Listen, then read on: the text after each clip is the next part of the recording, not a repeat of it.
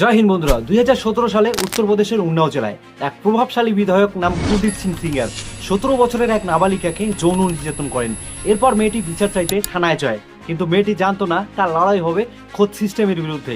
প্রথমে পুলিশ তার অভিযোগ নিতে অস্বীকার করে, এমনকি তার বাবাকে মিথ্যে মামলায় জেলে যেতে হয় এবং জেলেই তাকে পরিকল্পিতভাবে হত্যা করা হয়। বন্ধুরা, এই দৃশ্য ভারতে নতুন নয়। এনসিআরবি রিপোর্ট অনুযায়ী প্রতিদিন ভারতে 86টিরও বেশি ধর্ষণের মামলা নথিভুক্ত হয়, আর এটা কাগজে লেখা তথ্য। এমন অনেক তথ্য হয়তো প্রভাবশালীদের ভয়ে আড়ালে থেকে যায়, যার সংখ্যা কেউ জানতে পারে না। তবে প্রশ্ন হচ্ছে, কেন হয় এমনটা হওয়ার পিছনে এক্সাক্ট রিজন কি? আসল অপরাধী কারা, সেই ব্যক্তি নাকি আমাদের ঘুণে ধরা সিস্টেমের? চলুন বন্ধুরা, আজকের এই ভিডিওতে এই গভীর অন্ধকার দিকটি নিয়ে আলোচনা করা যাক।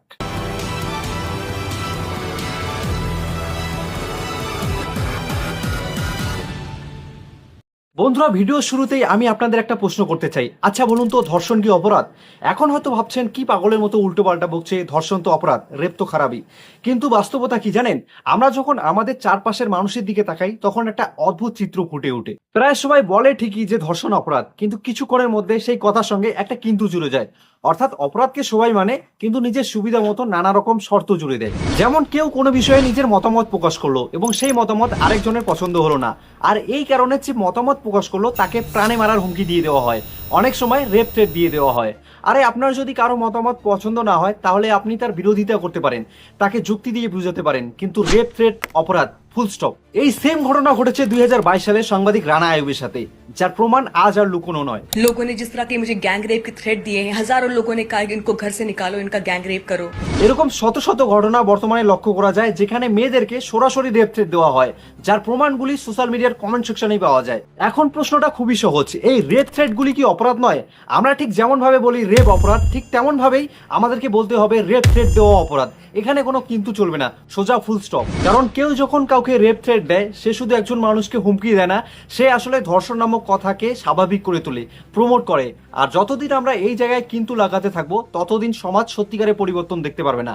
আর এই কিন্তুটা আমাদের পরিবেশে রেপ হওয়ার সবচেয়ে বড় একটা কারণ হয়ে দাঁড়ায়। দ্বিতীয়ত, আমরা যখন তখন যাকে তাকে লিডার হিসেবে বেছে নেই, আইকন হিসেবে বেছে নেই, তাদের ব্যাকগ্রাউন্ড, তাদের ক্যারেক্টার যাচাই না করেই।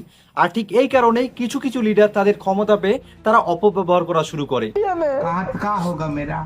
वो पता चलेगा समय के साथ। कुछ नहीं होगा, डांट कोई गलत नहीं है, डाल दो मीडिया में, कहाँ दिक्कत है यार। এরপরেও এই লোকগুলিকে হাজার হাজার মানুষ সাপোর্ট করতে থাকে, তাই এখান থেকেই অপরাধীরা আরো বেশি সাহস পেয়ে যায় এবং নিজেকে সংবিধানের থেকে বড় মনে করে। ব্যাপারটি হচ্ছে, যখন কোনো ধর্ষণের অভিযোগ ওঠে, প্রথম যে জায়গায় একজন মেয়ে যায় সেটা হচ্ছে থানা। কিন্তু বাস্তবে আমরা কি লক্ষ্য করি? অনেক ক্ষেত্রে পুলিশ এফআইআর নিতে চায় না, বলা হয় প্রমাণ নেই, সম্মান নষ্ট হবে, এবং বহু ক্ষেত্রে সরাসরি মীমাংসার জন্য চাপ দেওয়া হয়। আপনার কি মনে হয়, এটা কি পুলিশ নিজের ইচ্ছায় করে? না, কারণ পুলিশ প্রশাসন রাজনৈতিকভাবে নিয়ন্ত্রিত। আর আমরা সবাই কম বেশি জানি যে বর্তমান আমাদের রাজনৈতিক নেতারা ঠিক কেমন, তারা অপরাধকে কতটা প্রশ্রয় দেয়। বহু ক্ষেত্রে অপরাধীর পক্ষেই উপর থেকে ফোন আসে এবং তদন্ত থেমে যায়। আরো অপরাধী যদি প্রভাবশালী হয়, তাহলে কেস দুর্বল হয়ে পড়ে। যেখানে আইন সবার জন্য সমান হওয়ার কথা, সেখানে ক্ষমতা আইনের উপরে বসে যায়। এরপরেও যদি কেস আদালত পর্যন্ত পৌঁছায়, সেখানেও ন্যায় দ্রুত আসে না। বছরের পর বছর মামলা চলে, সাক্ষীরা ভয় পেয়ে মুখ বন্ধ করে দেয়। এইভাবেই প্রমাণ নষ্ট হতে থাকে। আর একজন অপরাধী জানে আজ না হোক কাল সে কোনো না কোনো ভাবে ছাড়া পেয়ে যাবে, এবং শাস্তি মাপের এই ভরসায় অপরাধকে আরো বাড়িয়ে তোলে। ঠিক এই সময় আমরা আমাদের কিছু কিছু লিডারের বক্তব্য শুনি। কেউ বলে মেয়েটি এত রাত পর্যন্ত বাইরে কেন ছিল, কেউ বলে মেয়েটির পোশাক ঠিক ছিল না।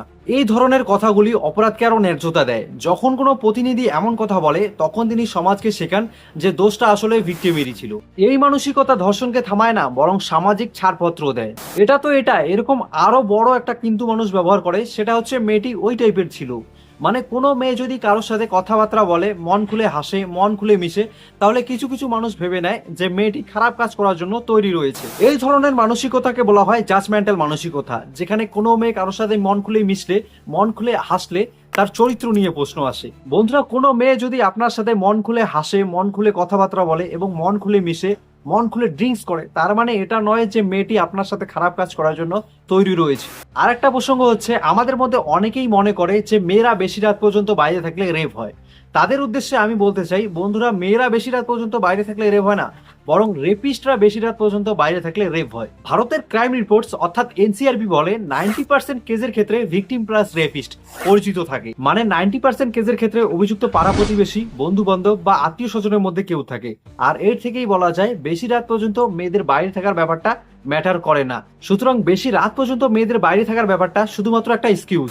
আরেকটা বিষয় হচ্ছে অনেকেই মনে করে যে মেয়েরা ছোট পোশাক আশাক পরলে এই ঘটনাগুলো ঘটে। তাদের উদ্দেশ্যে আমি বলতে চাই, যদি পোশাক আশাক সত্যি এই ঘটনাগুলির পিছনে দায়ী হতো, তাহলে গ্রামের মেয়েরা কেন এইসব ঘটনার শিকার হয়, বয়স্ক মহিলাগুলি কেন এইসব ঘটনার শিকার হয় এবং ছোট বাচ্চারা কেন এইসব ঘটনার শিকার হয়। সুতরাং এর থেকেই প্রমাণ হয় ছোট্ট পোশাক আশাকের ব্যাপারটা শুধুমাত্র একটা এক্সকিউজ। আপনিও যদি এসব চিন্তা ভাবনা আপনার মাথায় আনেন, তাহলে আপনিও সেই কিন্তু প্রয়োগকারী মানুষদের মধ্যে একজন। বন্ধুরা, ভিডিওটি আমি এই পর্যন্তই রেখেছি। ভিডিও শেষ করার আগে আমি বলতে চাই, রেপ অপরাধ, রেপ থ্রেট অপরাধ, এখানে কোনো কিন্তু চলবে না, সোজা ফুল স্টপ।